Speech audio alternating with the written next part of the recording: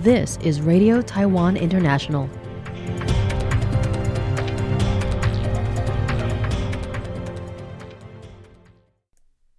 Welcome to the news on Radio Taiwan International. I'm Amanda Stevens, coming to you from Taipei, Taiwan. We begin with a look at today's top stories for Monday, April 6th.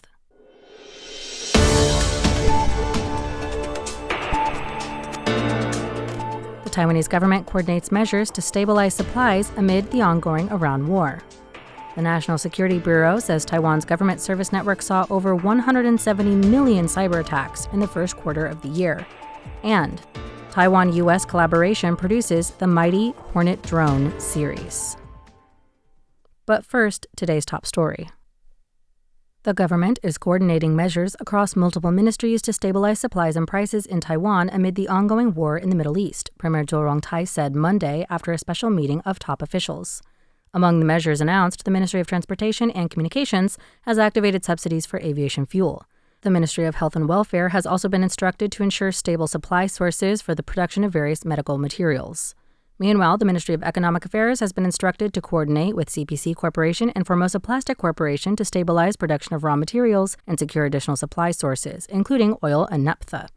The Ministry of Agriculture will implement measures to manage supplies of fertilizers and fuel for farms and fisheries. Joel said authorities will conduct inspections to deter illegal stockpiling and price gouging and will consider more proactive measures if there are serious violations. Taiwan's National Security Bureau said in a report to the legislature that the country's government service network suffered over 173 million cyber attacks in the first quarter of this year. The report will be officially presented to the legislature by the National Security Bureau Director General Tsai Ming-yen on Wednesday, April 8th, but it was delivered in a written form on Monday, April 6th.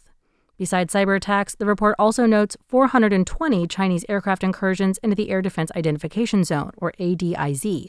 The ADIZ is not sovereign airspace, but is used for air defense purposes. Chinese naval vessels have also carried out 10 joint combat readiness patrols in the waters around Taiwan to test their combat capabilities through training exercises. China also routinely dispatches Coast Guard vessels to intrude into restricted prohibited waters around Taiwan's outlying islands. The report says that the National Security Bureau's intelligence team identified over 13,000 suspicious accounts and more than 860,000 pieces of controversial content. They say the CCP continues to target major diplomatic, national defense, and economic issues in Taiwan, often with the help of artificial intelligence, with the purpose of amplifying internal divisions in the country. Taiwan-U.S. cooperation on weapons development has yielded the Mighty Hornet drone series, which features high-performance warhead and guidance systems, enabling this drone to successfully penetrate 50mm thick steel plate armor. Diving downwards towards the target, the Mighty Hornet 4 drone, a collaboration between the National Zhongshan Institute of Science and Technology, or NCSIST, and the U.S. company Kratos, destroys its targets with pinpoint accuracy. Testing has proven that the drone can successfully penetrate 50mm steel plates, which has drawn attention from U.S. defense personnel. A bipartisan Senate delegation witnessed the unveiling of the white and orange drone, which employs a multi-purpose warhead weighing 12 kilograms with a dual-kill structure including steel ball fragments capable of penetrating armored vehicles and helicopters. The Mighty Hornets, often referred to as the Taiwanese version of the AeroVironment Switchblade, are based on the MQM-178 target drone, which is small in size and can be launched without expensive booster rockets. At 3.3 meters long, with a wingspan of 1.9 meters and a maximum flight altitude exceeding 10,000 meters, the NCSIST has made its target drone heavier, capable of carrying a 30-kilogram high-performance warhead. Combined with guidance and control systems, the Mighty Hornet 4 can attack more precisely and with greater impact, showcasing Taiwan-U.S. military technology cooperation. Institute for National Defense and Security Research Director Zhu Yunsu says that the quoted price is very likely to be 10 million NT dollars or 313,000 US dollars or less per unit, and mass production in the future could further reduce production costs. The Taiwan-U.S. cooperation on the Mighty Hornet is not just a weapons development program. It also symbolizes how a deeper collaboration between the two countries can produce quite a buzz. Michelle Chang for RTI News. The Agriculture Ministry announced on Monday that the World Organization for Animal Health, or WOAH, approved Taiwan to resume its status as African swine fever, or ASF, free. With this, Taiwan is once again the only country in Asia free of all 3 major swine diseases. Taiwan was certified ASF-free by the WOAH last May, but in October of the same year, the country experienced its first case of the disease. Following containment measures and investigation, officials reported the outbreak as closed to the WOAH this January, as per its procedures. In a press release, the Agriculture Ministry stated that it applied for Taiwan to return to its ASF-free status in late February, passing the rigorous WOAH review in just over a month, far ahead of projections. The ministry continued that regaining the WOAH certification comes with great responsibilities, and thanked the government and local officials for their hard work.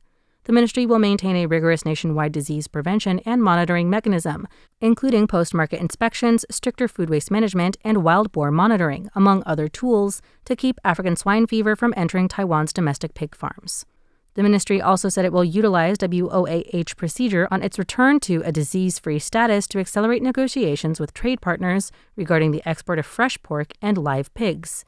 The industry is now seeking to expand export opportunities with new products and into new markets. Pope Leo XVI urged leaders to end the conflicts raging across the world and abandon any schemes for power, conquest, or domination in his Easter message on Sunday. Reuters reported that the Pope, standing atop St. Peter's Basilica and addressing tens of thousands of worshippers in the square below, said the world is, quote, growing accustomed to violence, resigning ourselves to it, and becoming indifferent, end quote. In his first Easter message since taking office, Pope Leo exhorted, quote, let those who have weapons lay them down. Let those who have the power to unleash wars choose peace, end quote. He also emphasized that in the story of Easter, Jesus rose from the dead 3 days after not resisting his execution by crucifixion, showing that Christ was entirely nonviolent. Although Pope Leo XVI did not name any specific conflict in his statement, he has strongly condemned the war with Iran and, in a rare move, he appealed to U.S. President Donald Trump at the end of last month, urging him to end the war with Iran.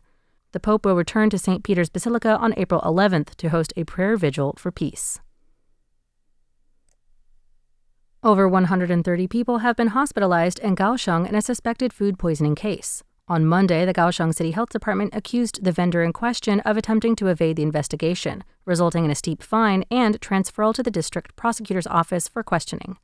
The department stated that, as of Monday morning, it had received reports that 134 individuals became sick after eating food produced by the vendor. Of those, 96 received treatment and returned home, 2 are receiving outpatient treatment, 7 are under observation, and 19 are hospitalized for ongoing treatment. The source of the illness is believed to be a spring roll vendor currently under investigation in Kaohsiung's Dengyi market. Officials ordered the vendor on Sunday to suspend operations and sales after a preliminary investigation found the food posed a threat to public health. However, the vendor failed to immediately cooperate with this order, as per the health ministry. In an inspection Sunday, the vendor provided only partially truthful information about the spring roll ingredients, neglecting to mention they also contained eggs and shredded meat. The department said that the vendor's deliberate concealment, refusal, and avoidance to disclose the meat and eggs compromised the integrity of the investigation. The vendor will be charged a 360,000 NT dollar or over $11,200 US fine in accordance with the Food Safety and Sanitation Act. Officials transferred the case to the district prosecutor's office for further investigation due to the blatant health risks and high number of affected individuals. The world's leading semiconductor foundry, TSMC, will hold its investor conference on April 16th. According to industry experts, the market is closely watching not only AI demand, but also the impact of geopolitical factors on supply chains and competition from the likes of Samsung. During the online conference, TSMC will announce its Q1 2026 financial records and earnings outlook for Q2.